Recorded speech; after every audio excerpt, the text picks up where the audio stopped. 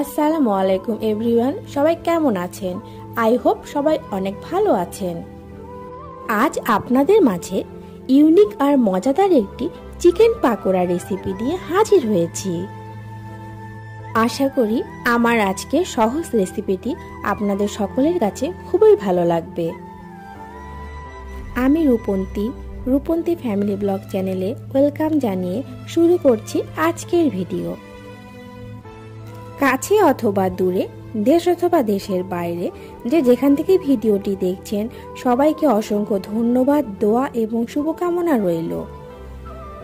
কথা না বাড়িয়ে চলে যাচ্ছি মূল রেসিপিতে। শুধুমাত্র কয়েক টুকরা মুরগির মাংস থাকলে আপনারা এই নাস্তাটা ঝটপট তৈরি করে নিতে পারবেন। এই নাস্তাটা তৈরি করা খুবই ইজি, যে কেউ ঝটপট এই নাস্তাটা তৈরি করে নিতে পারবে। ঘরোয়া কিছু মশলা দিয়ে এই নাস্তাটা আমি তৈরি করে দেখিয়েছি। আমি বেশি মশলা ইউজ করিনি, যেন সবাই ঘরোয়া কিছু উপকরণ দিয়েই এই নাস্তাটা খুব সহজে তৈরি করে নিতে পারে।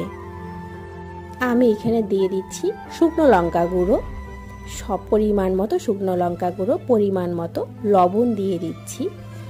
যে যতটুকু লবণ খাবে সে ততটুকু দিতে পারবে। আমি এখানে দিয়ে দিচ্ছি গোলমরিচের গুঁড়ো। গোলমরিচের গুঁড়োটা অবশ্যই দিবেন, তাহলে সুন্দর একটা ফ্লেভার আসবে। আমি এখানে রসুন বাটা, জিরে বাটা, আদা বাটা দিয়ে দিয়েছি পরিমাণ মতো। এখন সবগুলো মশলাকে সুন্দর করে মাংসের সাথে মাখিয়ে নিতে হবে। এরপর ম্যারিনেট করা মাংসগুলো আপনারা চাইলে কিছুক্ষণ সময় ৩-৪ ঘন্টা বা আধা ঘন্টা রেস্টে রেখে দিতে পারেন। আমি এখন এখানে অ্যাড করব সয়া সস। সবগুলো উপকরণ সুন্দর করে মিক্সচার করে নেব। আপনারা চাইলে রেস্টে রেখে দিতেও পারেন, আর হাতে সময় না থাকলে ঝটপট তৈরি করেও নিতে পারেন। আমি এটা সুন্দর করে ম্যারিনেট করে রেখে দেব ৪ ঘন্টার জন্য। আমার হাতে যেহেতু সময় আছে, সেই জন্যই আমি রেস্টে রেখে দেব। আর রেস্টে রেখে দিলে এটা খুব সুন্দর হয়, সব দিক দিয়ে মশলাগুলো অ্যাবজর্ব হয়ে যায়। এই নাস্তাটা বাচ্চাদের টিফিনে কিংবা বিকেলের নাস্তায় খুব সহজ কিছু উপকরণ দিয়ে ঘরেই তৈরি করে নিতে পারেন। এটা বাচ্চাদের যেমন পছন্দ, তেমন বড়দেরও খুব পছন্দের একটা নাস্তা। ঝটপট তৈরি করে নিতে পারেন দর্শক বন্ধুরা।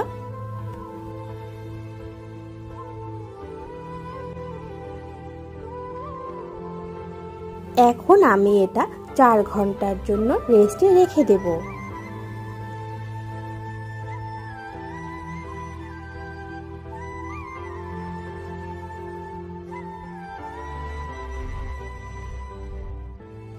চার ঘন্টা পর আমি ম্যারিনেট করা চিকেনগুলো নিয়ে চলে এলাম।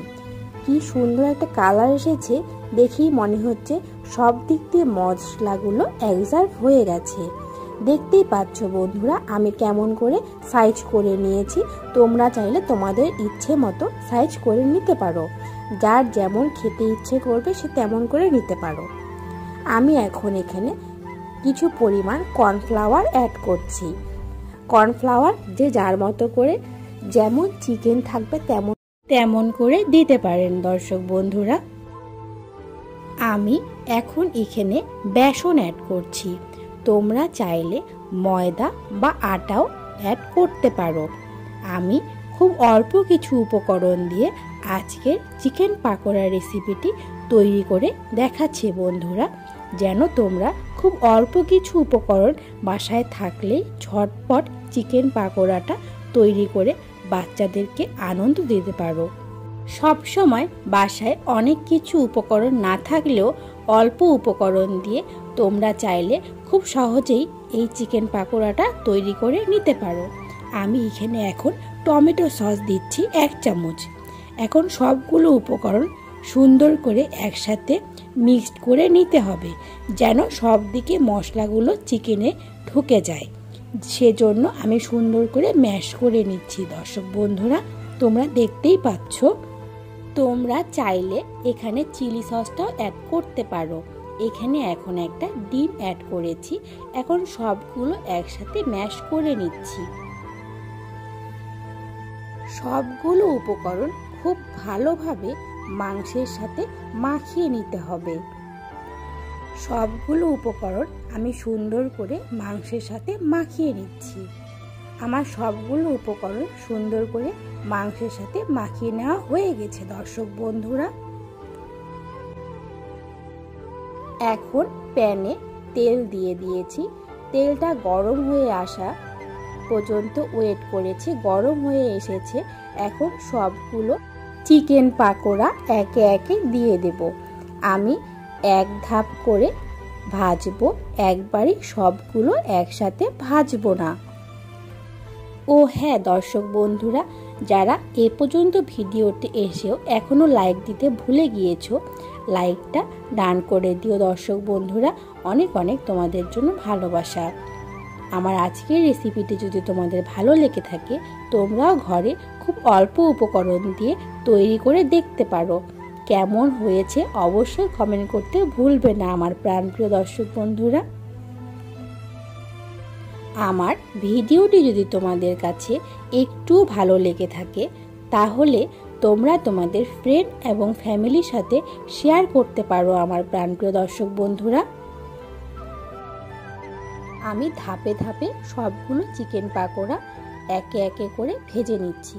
কি সুন্দর কালার এসেছে দেখতেই পাচ্ছ দর্শক বন্ধুরা। আমার আজকের রেসিপিটি কেমন হয়েছে অবশ্যই কমেন্ট করতে ভুলবে না। তোমাদের কমেন্ট, তোমাদের লাইক আমাদেরকে নতুন নতুন ভিডিও তৈরি করতে অনুপ্রেরণা জাগিয়ে তোলে দর্শক বন্ধুরা। আমার ভিডিও কিংবা ভয়েসের মধ্যে যদি কোনো ভুল ত্রুটি হয়ে থাকে, ক্ষমার দৃষ্টিতে দেখিও আমার প্রাণপ্রিয় বন্ধুরা।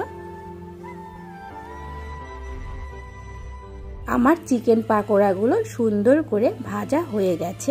এখন চলো বন্ধুরা পরিবেশন করি। এই তো কি সুন্দর হয়েছে চিকেন পাকোড়াগুলো। এটা গরম গরম খেতে খুব মজা লাগে সস দিয়ে। তোমরাও খেয়ে দেখতে পারো। আমার কাছে বেশ মজা লেগেছে, অনেক লোভনীয় হয়েছে। গরম গরম খেলে অনেক ক্রিস্পি থাকে, ঠান্ডা হলে বেশ মজা লাগে না। গরম গরম খেতেই অনেক মজা লাগে বন্ধুরা।